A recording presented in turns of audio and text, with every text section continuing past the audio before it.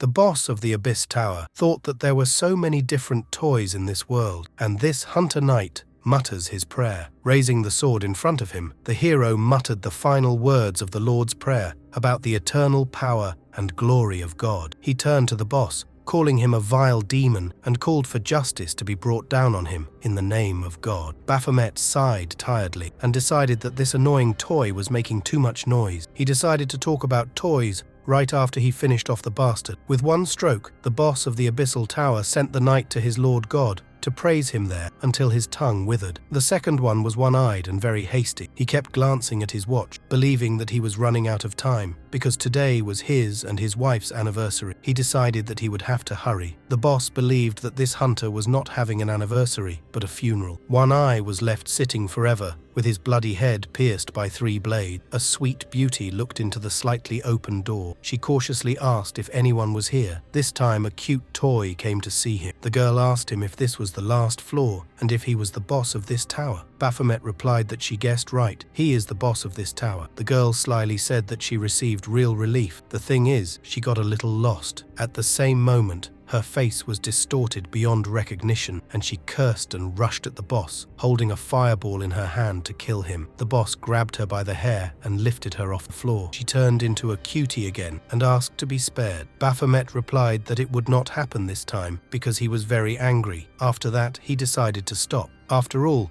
everyone has already guessed everything. All these toys die by his hand, and his name is Baphomet. He is the ruler of this tower, assessing the importance of toys. The seconds when a new toy appears in front of him excites him more than anything else and plunges him into despair. Here again, another hunter has broken down. Obviously, the door leading to the world of toys will never open for him. He will never find himself in that world. He spends eternity waiting for a new toy to come into his possession, and every time he thinks, how can he spend this time full of boredom and meaninglessness? It was a complete mess. At least die of boredom. He wondered in despair why everything was like this. He thought that if God really exists, maybe he will fulfill his wish. Listening to the music, Baphomet sighed heavily and thought that he even had goosebumps from himself. This was not in his spirit. Then he heard the tower howling, so someone is coming to the door. He sat down on the throne, although he no longer expected anything. The toys break quickly anyway. He decided to quickly finish with the next hunter, who would give him war trophies and send him to the next world. At this time, the door opened and a man entered the room. Baphomet immediately realized that this was an unusual toy. Their fight took a serious turn. This guy was the one Baphomet had been waiting to meet for so long. He had the highest rank. No matter how hard the tower boss tried to defeat him, nothing worked. This hunter began to tire him. Feelings that he had long forgotten during all this time gradually returned. This was the battle he had long desired. Baphomet was having fun for the first time in a long time. However, the incredible happened. This guy managed to break his blade. Against his will, Baphomet was jealous of this toy. It was stupid. The guy was really incredibly strong. Baphomet couldn't believe that he could lose to some toy. He used all the magic he had. He is the lord of this tower. He is the ruler. The man, as if reading his thoughts, told him, even if this is so, he is still locked here. These words surprised Baphomet very much. How can a small fry try to defeat him? Just think that this toy can fight him equally. At some point, it seemed to Baphomet that this was not a toy at all. He's a real person, free and strong. Suddenly, the tower boss wanted to become exactly like that. An incredible desire took possession of Baphomet. Wanted to escape from here to become strong and free. Baphomet knew that the main quest of this game was to kill the hunter Raven and receive a reward, the fulfillment of one wish. The Baphomet rushed at the man with renewed vigor. The incredible did not happen. This guy broke down, but a message appeared that the tower had been passed and would soon collapse. They were asked to leave the area immediately. Baphomet calmly walked towards the exit. Raven's dying eyes captured him, disappearing behind the door. And then there was an explosion. The tower was destroyed. Rescuers spent the entire night clearing away the debris. Then they discovered several corpses underneath them. One of the rescuers asked how many hunters were killed trying to cross the abyss bar. Suddenly, someone shouted that there was a survivor in the wreckage. Rescuers saw the young man without clothes and asked him if he was okay. The young man absent-mindedly replied that he was fine, and I thought that he was definitely dead. Apparently, he killed that bastard and survived like this. The rescuer asked him if he must be the hunter from the tower. He wanted to verify his identity. He asked Baphomet his name. The boss remembered everything. The quest to kill the hunter. Raven was completed, and he had already chosen a wish. Baphomet was now in a human body. Hunters are those who fight the monsters that live outside the gates and towers. The position of the hunters was far from enviable until the day the breach occurred. Gate breach is a phenomenon that occurs when a tower remains untouched for a long time. As a result, monsters break through the gate. The gate's breach wiped out 1/3 of the world's population. After this incident, people began to train hunters to defend the towers. Baphomet was the ruler of the Tower of the Abyss, from whose hand many hunters fell, captivated by people but still determined to become human. However, people mistook him for the hero who cleared the Abyss Tower. This hero aroused people's interest. Many journalists wanted to interview him. People wanted to witness the heroic deed,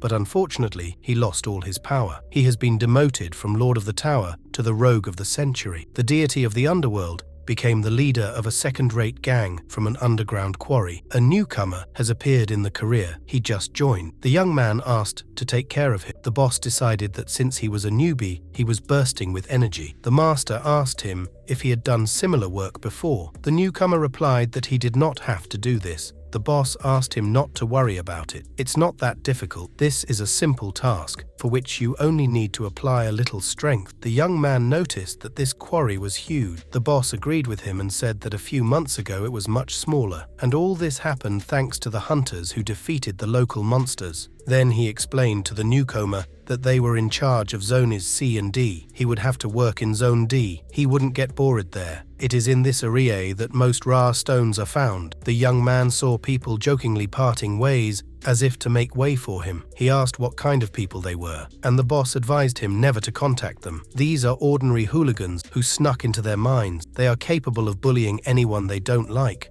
The boss pointed to one of the bullies and said that he was a particularly cruel person. He advised the newcomer not to even approach him. The young man asked, "Can such people work?" The boss replied that there was no other way out, because the head had his heart set on him. He was very good at his job. It was payday, and the head gave out money in envelopes. One of the workers asked, "Who gives out money in envelopes anyway?" The head asked him if he had never heard of nostalgia. Then he pulled out another envelope and handed it to Baphomet. He said that he had already sent money there. One of the guys close to Baphomet offered to buy him something tasty. After all, he seems to have liked it last time. Or maybe he wants to go to a cyber cafe because he is very good at games. Or what will he say about the bath? One of the newcomers asked him a question. What does he spend all his money on from work? The leader's comrade immediately struck him in the face. Calling him a brainless idiot, he told him that if the boss wanted to say something, he would say it himself, and the man fell to his knees and asked for forgiveness. He promised that he wouldn't behave like that again. Baphomet, covering his ears with his hands, screamed loudly. What does he spend his money on? He sends them to the quack doctor. When he hit rock bottom and was accused of being a fraud, he had to go to the hospital for an injury, and that charlatan operated on him. Only he didn't have any money. Dr. Kim Yoon-seo was upset that he didn't have any money. She, stroking her beloved cat sitting on her lap, expressed annoyance, but said that nothing could be done about it and offered him a deal. She said he had to pay with his body and felt a strong kick to the head. When he came to his senses, he was already working in a quarry to send money to this charlatan. Well, that was at least something. His fraudulent face was plastered all over the corners, which was starting to get pretty annoying. But things didn't go so smoothly in his career either. His comrades made fun of him when they learned that he was the swindler. They asked, "Is he really the guy who's so famous?" Several people recognized him immediately, but he constantly ignored them. And at some point, he realized that this clique made him incredibly sick. Then he beat them all. He beat up those who pestered him. One of the guys turned to him and said that he heard that Baphomet swings well. He decided to check it out in person. He knocked him out too. Baphomet beat anyone who dared to meet his gaze. After that, people began to follow him around and call him Youngnim. As a result, he became the head of some repulsed gang. But that was not it. This was not the human world he wanted to enjoy as the Lord of the Tower. One day, he heard the ringing of swords in the depths of the mine and went towards this sound. There he saw two hunters who were clearing the area. Seeing Baphomet, the hunter girl said that they had not yet cleared this territory and he should not enter here. Baphomet thought that he had sunk into the usual beating of little people, and that was all. He lost his powers because he turned into a human. Why did he even decide to become one? After all, he wanted to be like this hunter, strong and cool. One of his comrades said that he thought he was cooler than the hunters. They are simply far from it. If they had not awakened, they would have been ordinary guys. Then he would have killed them one-on-one. They were right, but when you see truly strong and tough hunters, it becomes sad. One of the workers said that he had heard that hunters were making good money from selling magic stones. Many of them seemed to live in penthouses on the top floors of the towers. Baphomet did not envy those who had to live on the top floor of the tower. The young worker continued to say that they get a lot of everything because they were lucky, and, in the end, the money they get with their sweat and blood is really earned. Baphomet agreed with the guy. Those who do not know the value of money receive it for nothing. Suddenly this guy asked him, obviously he thought of something good. Was he really smiling? Baphomet told the guys that they were just funny. They began to argue about which of them was the funniest, and decided that whoever makes Hyung Nim smile first wins. Baphomet had a strange feeling. He had felt this way before when he had abused the toys in the Abyssal Tower. Perhaps he missed the fun he felt in the tower. However, he feels it even when he is not fighting, because he became a man. This means that even without strength, he can be strong. He was asked if he really didn't have a name. He replied that it once was, but he no longer uses it. One of his comrades suggested that he had a cool story behind him. He suggested that he take his name because his parents put their heart and soul into him, but they tried in vain. They will love it if someone cool and handsome takes this name. Baphomet asked what his name was. The guy was surprised and replied that he had already told him. His name is Cha. Suddenly a distant explosion was heard. Then a strange noise was heard. Suddenly the shaft was filled with hot air, and everyone was enveloped in an unbearable heat. Baphomet found himself on the ground and thought that he was obviously hurt. He couldn't understand what had happened. Only cries for help could be heard. There were flames all around. He again saw himself as the ruler of the Tower of the Abyss. Could it be that toys are breaking again, and he has only just begun to have fun? He asked himself who he was now. Suddenly he saw a figure whose outline resembled a woman. Then a bright fire covered everything. The man said that this was expected of C-rank hunters. It was very difficult for him when the two of them attacked him, but he achieved a lot by making his way into the quarry. Now he wants to take everything. The hunters standing in front of him realized that this was a hunter thief. They thought it was just an empty rumor. They said that there is a hunter who attacks for profit. They recognized him. This newcomer is that hunter. The stranger replied that their words were only half true. But what if the survivor? The girl replied that there were several wounded. Her partner asked what was the likelihood of saving them after treating the wounds. The huntress replied that it was extremely small, but now was not the time to think about it. She needed to focus on the battle. Does he mean to say that they need to run? The man replied that he was a B-rank hunter and they had no chance. The girl objected to him and said that they could not run away, leaving the civilians. The partner asked irritably, does that mean she knows how to defeat him? It would be better to call veteran hunters here. At this time, the blade whistled through the air and stuck into the neck of the girl's partner. The stranger noticed that they were chatting a lot. The huntress rushed at him furiously. He calmly noted that hunters should not give in to emotion, because this way they will die faster. After this, the killer ordered his comrade to leave. Both hunters lay lifeless. The leader said the man still wouldn't shut up, so they had to cut his throat. He asked the guys if they would figure out the rest. One of the bandits said that a woman's most valuable asset is her eyes, but she is still alive. Then someone suggested selling her at a higher price because she was a young C-rank hunter. The girl asked in fear what they were talking about. The bandit replied that he had already told her that she was only half right. They only pretend to be hunters and thieves, but this is absolutely not true. At this time, two bandits grabbed her by the hair and she screamed in a loud voice. Having searched her partner, the bandits found expensive and rare things on him, which were still difficult to sell. They decided to abandon them. Someone suggested using them ourselves. The girl continued to scream. She was asked if she really thought that someone would save her. Let her forget about it. This has never happened before, and if anyone comes, consider her to have used her entire life's luck in advance. Suddenly, the head of one of the bandits, separated from the body, rolled down the mine. The second was pierced in the heart area with a sword. Nobody could figure out who it was. Baphomet finished the hidden quest of his new game, which offered to feel fury over a person, and the reward was the desired power. It was a disgusting beetle that destroyed its toys with its own hand. Baphomet walked up to the dead bandit and took his blade. A message popped up on the screen stating that using another person's item reduces their power to 0%. Immediately, the status screen showed his strength as 0. Next came a message about a critical system error. Baphomet's passive skill, Weapon Master, then activated. Skill, Weapon Steal, is used automatically thanks to the Weapon Master passive skill. He swung his sword and saw a stranger with a cigarette in his mouth. The man shuddered, and the cigarette fell out of his mouth. Baphomet told him that he was worthless and broke his toys. The stranger did not understand what toys he was talking about. 2 more bandits were next to the leader. Baphomet asked them, pointing to the dead bodies, "Did they do this?" The leader asked him if he was too old for toys. Instead of answering, the former boss of the Abyss Tower rushed to attack. The leader ordered his assistants to quickly take position. The bully turned out to be a hunter, and we need to test this idiot's strength. 2 guys armed with a cleaver and a knife tried to resist Baphomet's attack. This man's dexterity and skill alone far exceeded theirs. The leader, who was watching the fight, was delighted with this guy. He was a real master of martial art. He asked Baphomet what rank he was, really A or with, although of course he is above C rank. He seriously asked Baphomet, what did a hunter of his level forget in this quarry? Just don't let him say that he had business here. This place is under his control, and it makes no difference whether he knows about it or not. He's dead The stranger smiled. He thought about what was too much for this hunter. The magical chains word was designed to kill bastards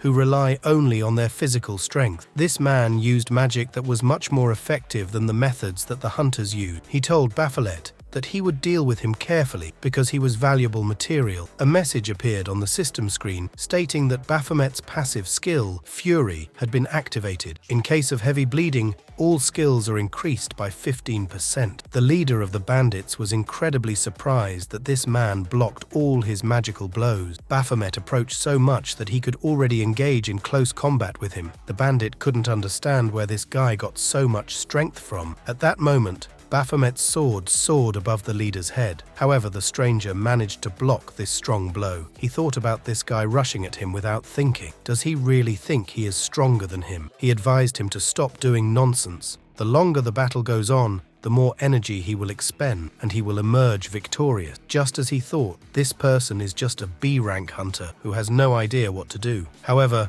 looking into the eyes of Baphomet, the leader doubted that he was right. Baphomet wondered in surprise, what is he fighting? As if there was no person in front of him. Right hand for the guy who was always being pushed forward, and left hand for the quiet bastard. The left leg is for the fat guy who always carried food with him. The leader of the bandits asked Baphomet to stop at the moment when he was wondering who the other leg would go for. His name is Chamin Wu. He raised his sword to finish what he started, and the bandit, lying on his back, could not understand what was happening. Who really is this guy? The tip of the sword was already a centimeter from the bandit's chest. This was the price for his rage. Chamin Wu felt hot. The system screen announced that those who crave power will face dire consequences. He thought it was his man. The message stated that the Berserk debuff that induces bloodlust was activated due to the rage passive skill. He was hot with bloodlust, but he needed a person, not these pieces of meat. He needed a living person. One of them was actually alive. Should he have killed him? After all, it was created to kill people. His entire being was permeated with this desire. A man hidden in the shadows radioed to the commander that there were survivors in the mine, but one of them was somehow strained. He is trying to kill the second one. He couldn't tell if it was a chopped piece of meat or a corpse. He looks like the guy they were looking for. The head's hand fell on the shoulder of the man who was speaking into the walkie-talkie, and he said that it was enough for communication. He was already here. They looked at the guy with the sword in his hand, and the leader said that that guy looked different. Char noticed these 2 people and realized that he had already seen one of these faces somewhere. He rushed towards the 2 with his sword ready, but the fingers of one of them touched his chest, and she said that she barely pulled him out of the other world, so let him not even think about dying. This girl put her hand on his face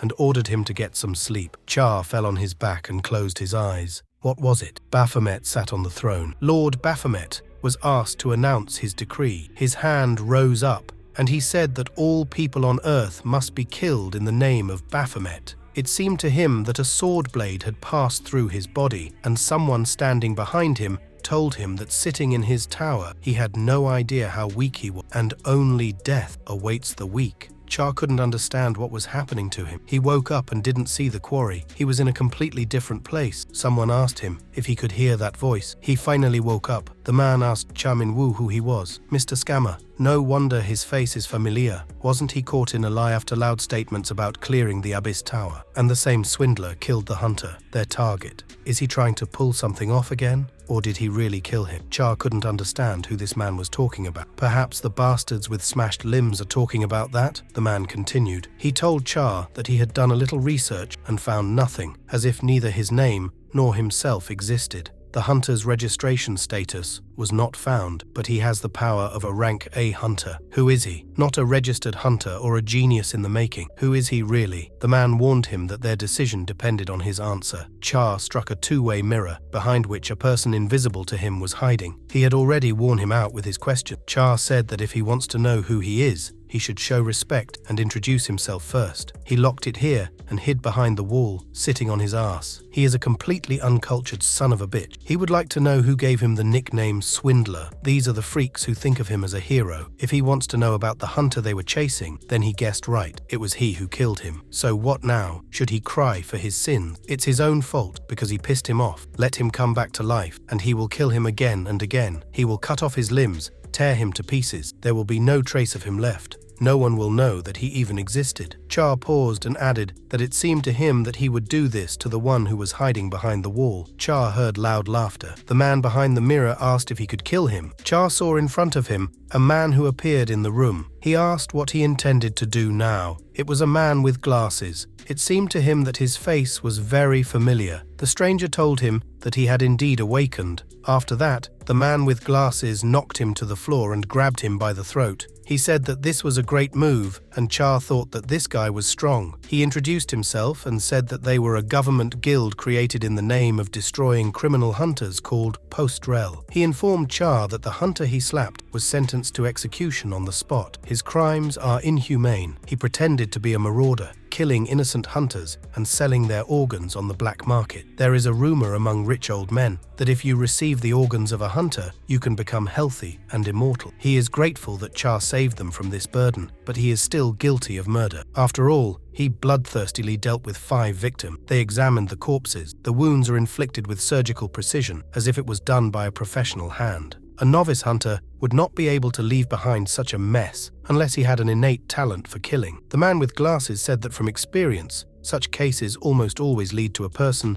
who is familiar with killing people firsthand. The only information that exists about him claims that he is a fraudster, so he decided to talk and find out what kind of person he is. Cha felt that this stranger was infuriating him. It was with such difficulty that he became human. The man with glasses told him that he was very dangerous, and Cha thought about how he couldn't fight people like him. The stranger told him that he was born to do evil. If he is not stopped, he will one day become the target of their guild. Cha thought that if their strength had been equal from the very beginning, and if he had had a different body, then that person and this one would also have been trampled by him. The man from the guild said that people like him need to be uprooted. After that, he extended his open palm towards him. The hunter's headquarters was located in a modern skyscraper. Here they were doing the usual things aimed at maintaining the normal work of the hunters. Here they rented weapons and provided all kinds of assistance to hunters. A young man approached the reception desk, and the girl politely asked him how she could help him. The young man thought for a second, and he remembered how a man with glasses from the guild leaned over him and asked whether he was scared or not. Then he said that even they couldn't just kill him. Besides, he really likes him. Thanks to his instinct, he can handle many difficulties. He invited him to become Post-Rel's hunter and devote his innate talent to kill to them. The young man looked at the administrator and said that he wanted to become a hunter. The girl asked for a passport and a document of predisposition for this. Cha remembered how the man with glasses suggested that he change his identity. He said another institution would do the propensity test. After he handed the relevant documents to the girl, she said that everything was in order with them, and now he needed to register a code name. The code name is necessary to separate hunters from ordinary people, and without it, registration is impossible. The administrator asked if he had already come up with a code name other than his real one. If he wants to hear recommendations, then she is ready to give them. Cha remembered the words of the man with glasses, who told him that in their work, Many problems had to be solved secretly. Since many have already heard about him, he will have to make an effort and not stand out too much. Then Cha thought that he had a chance and he would become stronger than everyone else, so that they will all tremble with fear as soon as they hear his name. He smiled and said the code name Baphomet. The magical beast was scary and huge. The young man kicked him in the mouth, but two more monsters came to the aid of the dead man. The paws of one of them were reaching for his face. He extended his hand forward and ordered the monster to stand. Then he lifted her up and ordered her to appear, but nothing appeared. Then he delivered an incredible blow to the monster's torso with his fist. As expected, the power never fully returned to him. Only one reason came to mind why there was still no power. This was a hidden quest. Feeling furious at a person with the reward of coveted power, the young man thought about it. Then his target was that hunter, so he only regained a small part of his strength. Then he decided not to think about it. What is in the tower and what is now are one and the same. What does this require of him? It's useless to think about it anyway. He won't learn anything like that. He already thought of something to do for himself. Force. If his strength has disappeared, he will simply return it through training. He was too used to starting everything from the bottom. The man from the guild was very angry with him for choosing the name Baphomet.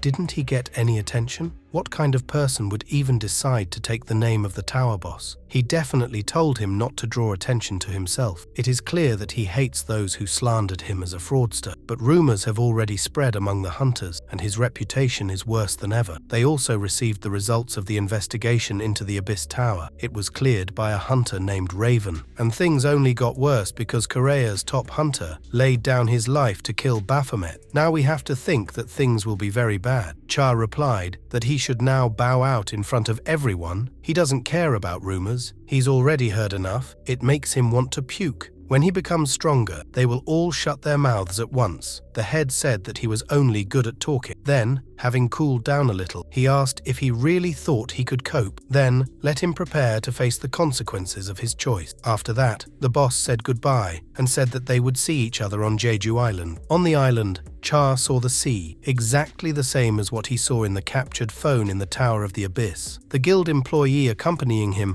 offered to take a taxi, but the young man enjoyed the sea endlessly. Employee Tae-yoon told the boss that he can't be trusted. Is he still going to keep him? The man with glasses said that he would not back down. Normal people don't work here, and the guild needs people like him. Besides, he is under their noses, and if he does something stupid, they can eliminate him. Cha looked in surprise at the people who had blue eyes and white skin. This is what the other race that one toy talked about looks like. He looked at people in such a way that they felt awkward. Finally, Tae-yoon forcibly dragged him off the embankment. After that, we didn't go to the hotel, where instructions for novice hunters were scheduled. It was a set of training aimed at adapting the new one. Cha asked Tae-yoon why this instruction. Hunters kill monsters. What's so complicated about it? A guild employee explained that the government had issued such a decree. Unlike other countries in Korea, hunters were registered by the state, probably to twirl them as they pleased. Tae-yoon informed Cha that he would give him a couple of things, an ID and a phone. He especially liked the phone. He was already familiar with it from the Abyss Tower. Tae-yoon reminded the young man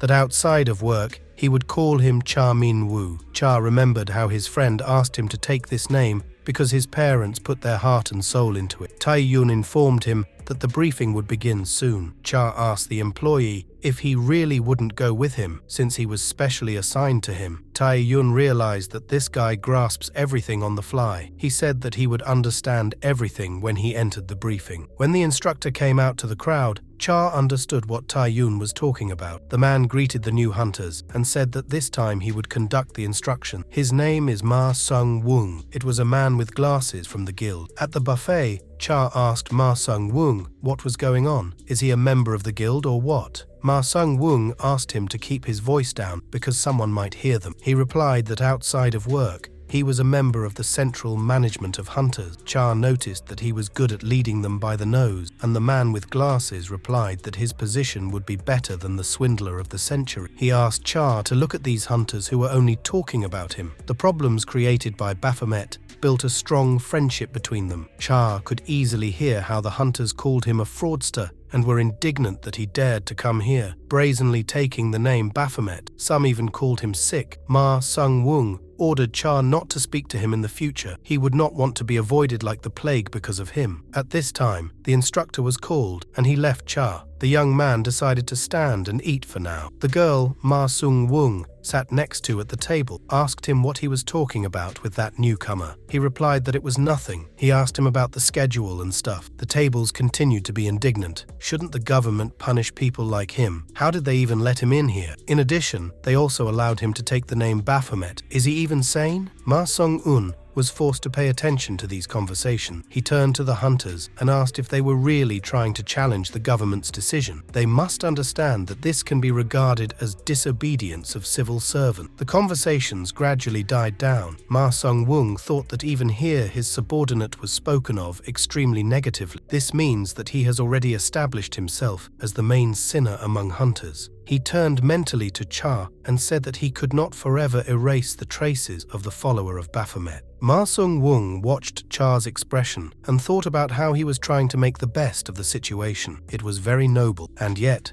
one could breathe easy. This way, his spirit cannot be broken. Then he saw that there were A-rank hunters in the room. He asked the administrator what was going on here. Why are A-rank hunters here? The girl was surprised and asked if he hadn't been warned. Some A-rank members volunteered to give instruction. They were supposed to arrive in a week. Yes, this was kept postponed, and in the end, it was scheduled for today. Ma Sung-woong seemed pleased. He asked, "But isn't this a great opportunity? They can be a good influence on new recruits." Then he decided that not on Cha. And Cha, having taken a whole delivery of food, remembered how one of the toys took pictures of food on his phone. But being a demon, he did not feel hungry, but he was interested. He had eaten rice soup and ramen before, but had never tried anything like what was offered here. What do they usually say at such moments? He tensed and remembered that at such moments, they wish you a bon appetit. Suddenly, someone poured a drink on his face. Cha saw a guy in front of him who said that he was glad to see him and kept wondering what he looked like, but in reality, he was an ordinary person. It was Leon, an A-rank hunter. He named this name himself. Another hunter stood up from his table and asked Leon what he was doing here. He asked him to cool his ardor because people were looking at him here. However, Lion, in turn, asked how he could calm down after seeing this scum. The man apologized to Cha